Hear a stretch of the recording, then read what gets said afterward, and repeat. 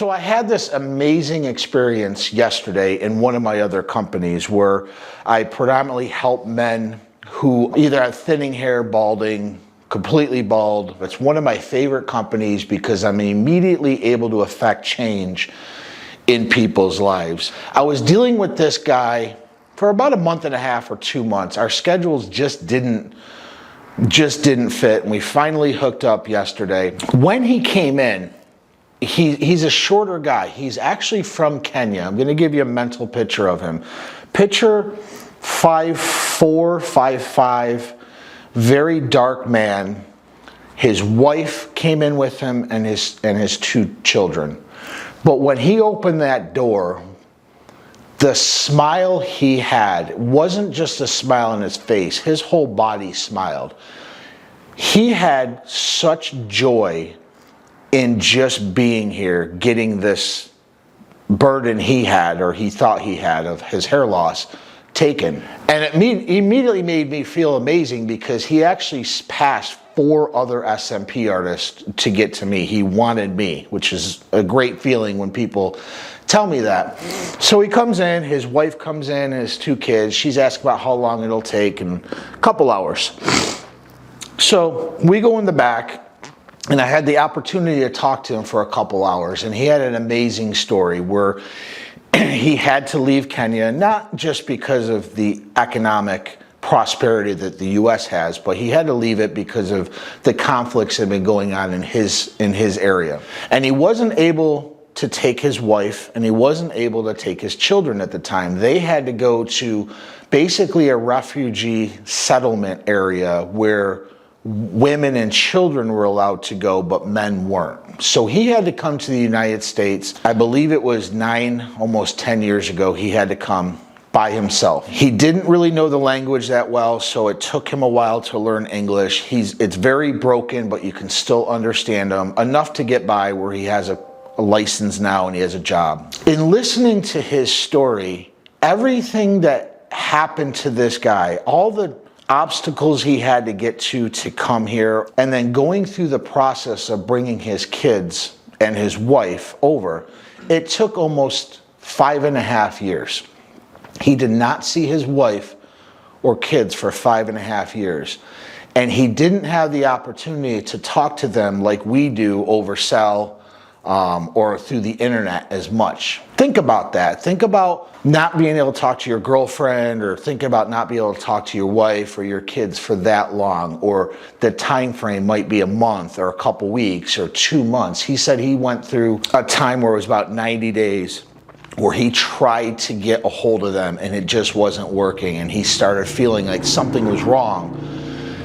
And he finally got a hold of them. I tell you all this to tell you about today's video. It inspired me to talk about this because this feeling of joy, this feeling of just fulfillment that this man had, most of us don't have that. We live for today and we all seek happiness. And so today's video, I want to talk a little bit about joy and what this man taught me and what this man has brought over through a small village in Kenya all the way to the United States. And this is why I love how our immigration process, I know it's broken, I know there's problems, but people who truly do want to come here, they want to better their lives. And there's so many good people that want to have the American dream or have the American experience. And he was one of the successful people. The way his kids looked at him, the way his wife looked at him, they were so proud of him, of everything that he accomplished just to get here and then bringing them here. It was an amazing feeling. She came in a couple times just to check on him, and I'm behind him doing my procedure, and just the smile on her face looking at him, it was just, you know, I'm not very an emotional guy, but just seeing that, it was like, wow, it was just really cool to see, really cool to experience. And so we got to talking, and he brought up this idea of happiness and how, you know, life isn't happy. It's not happy all the time. It's not supposed to be happy all the time. We're not here to seek happiness. We're here to seek fulfillment and joy. How much better would our life be if we just had true joy in our lives? How much better would our experiences be if we just had that inner peace, that inner dialogue that we have with ourselves, that we're just content with what we have? And so today's video, I want to talk a little bit about joy versus happiness, and why putting this video together and talking about it, I've been actually gripping with this myself and asking the question, do I seek happiness or do I seek joy? You know, when I get this new car, then I'll be happy. When I get this hot girlfriend, then I'll be happy. We seek things external to ourselves in order to feel happiness, or in order to feel happiness. But happiness, it's temporary, and it's often always predicated on something external. If we're always chasing happiness, I think we're missing out. This is a learning experience for me too, of just feeling that joy and just trying to find ways for me to slow down a little bit, practice this mindfulness of joy, and not practice the act of happiness. And so I've come up with 5 different ideas or different things that I'm going to actually start implementing in my daily life, so that maybe I can start feeling a little bit more joyful of the people around me, the situations around me, and even just kind of celebrating what I've accomplished, but even know in my mind, keep pushing forward onto all the things that I want to do. And the very first one is just gratitude. Now, I've done videos on gratitude. Maybe I've been not drinking my own Kool-Aid, because once I really realized what gratitude is and the idea of gratitude, and actually how you have to practice gratitude in order to feel that internal joy. And so just being grateful for what is working in your life, what's going right, your health. Maybe you have children. Maybe you have a wife that you love deeply. Maybe you have a girlfriend or a husband. Maybe there's problems there, but you're still grateful that they're there in your life. You're still grateful for your health. You're still grateful for your kids' health. You're still grateful for your girlfriend or wife or LTR's health. You're grateful for your family. By waking up every morning and just maybe writing a list. It can be a mental note, or it can be actually writing on paper of all the things in your life that you're grateful for, will help center you for the day, and maybe even help you realize why you're pushing forward, why you're trying to become a better person, for all of those things that you're grateful for, that you're doing it not just for yourself, but you're doing it for them. I'm going to start practicing this a little bit more. I'm going to actually, every morning when I get up and I do my health drinks and all this stuff, I'm going to take some time and just write down all the things that are working in my life, all the people that are in my life that I'm grateful for, and really all the people who have exited my life over the years. I'm grateful for them too. So practicing gratitude, having that grateful heart, is something that I invite you guys all to try, because I'm certainly going to start implementing this on a daily basis. The second idea, the second practice that we can do to help our inner joy, to help that inner peace that we have, is being aware of the situation you're in, being aware of the people that are around you, and trying to appreciate those moments. I was thinking about this when I was talking to this guy, because oftentimes when I'm with my kids, or I'm even with a client and I'm talking to the client, my mind is someplace else, and I'm not really pressed down into the actual experience of this person, or the experience of my children, and even sometimes the experience of my girlfriend. You know, I don't see her a lot, and sometimes I'm not presently there. So shrinking it down to having this awareness, that realizing that this moment that you have with this person, or this group of persons, maybe you're out with your buddies, realizing, yes, you're probably going to have other times you're out with your buddies, or probably going to have other times that you're with your girlfriend or your boyfriend, but you're never going to have this exact same moment with them. You're never going to have that exact same time with them, because time is always moving. And so when I think about it that way, and I think about even doing this video, my camera guy Nate is behind me. Well, he does the editing and stuff. And when I think about this is there's never going to be a time, again, him and I are going to share this same experience talking about this same subject. And so when I think about it that way, I think about how awesome it is that he's here experiencing this with me, and how it's awesome that for the people who actually watch my channel, how awesome it is that they're experiencing me and I'm experiencing them. Even though I don't know who you are, we're having this moment together. And it's creating in me right now this awareness of, maybe I didn't have it before. Maybe I was just going through the motions, but this awareness around me that we're just never going to have this exact moment ever again.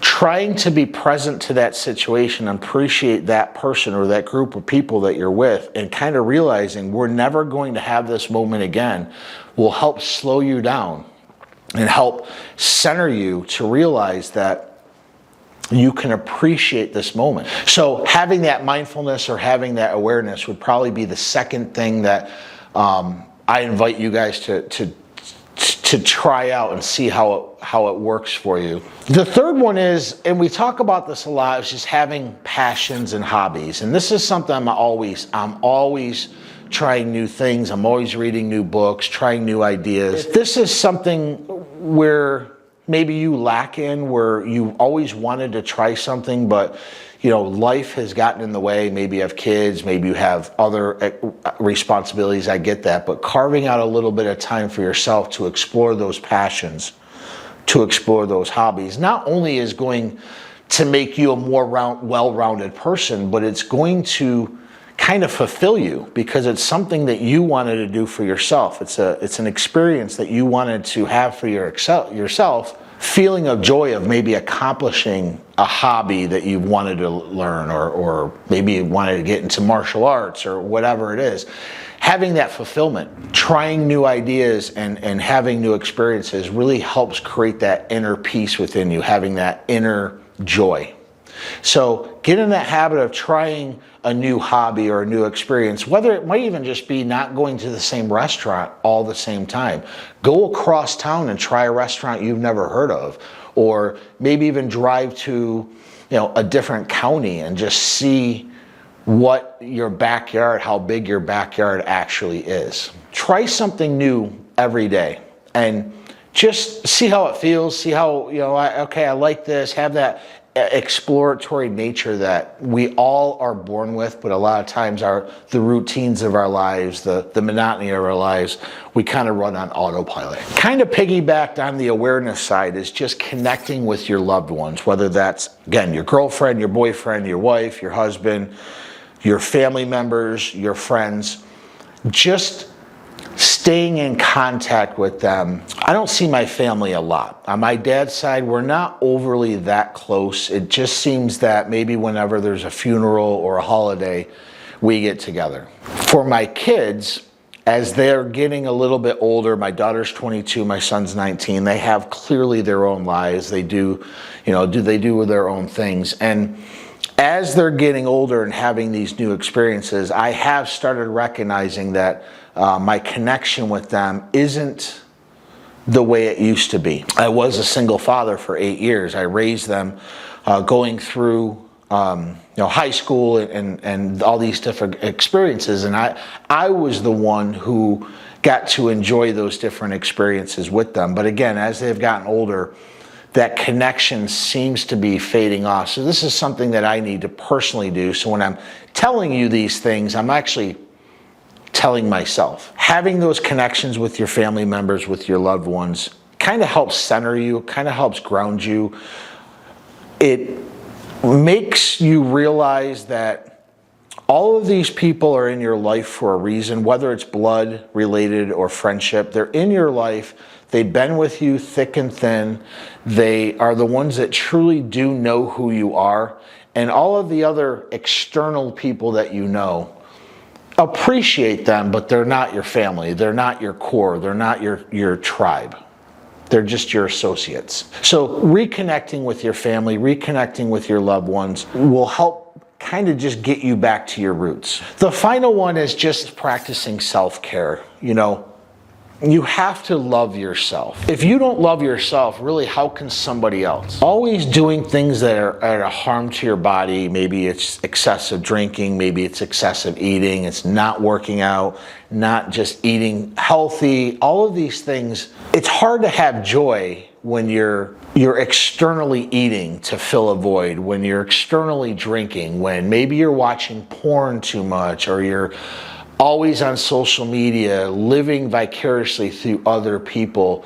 It's hard to have joy when you see all that. And practicing self-care, eating right, drinking water, losing weight if you're overweight, getting to the gym, all of these things just helps you realize, okay, I am somebody, I am worth taking care of myself. I don't need to do these things all the time in order to fulfill this void. And that's what we have to figure out. What is that void that we're filling? And a lot of that void, I think, is just this minutia of the social media construct of living externally, just trying to find happiness. I think happiness in and of itself is the void. We're trying to fill something that we can't fill. And society knows that. Remember, society does what's best for society. We need to do what's best for us. And society's really good at saying, hey, you know, you're overweight, try this diet. It's very good at telling you what your problems are and really good at selling you something. But at the end of the day, if we can practice mindful joy and go through these 5 steps that I laid out for you, trying these on, working through them, and see if that void in you gets a little bit less, so that you're not externally looking for happiness, that you have this joy within you. I can't wait to talk to this guy again. He comes in 2 weeks. My new goal is to kind of have that energy he has, that just power he has at 5'4", 5'5". You can just see it around him. He's a very powerful man because of the joy that he has in his heart. I hope this video was helpful. My name is Jared Schoonmaker. This is Magnetic Men's Club. Please hit like, hit subscribe. There's a lot of people that watch this channel, and I thank everyone, but just hit subscribe because it does help the channel grow. If you leave a comment down below, good or bad, I will respond to it. With that, have an amazing day, and we'll talk soon.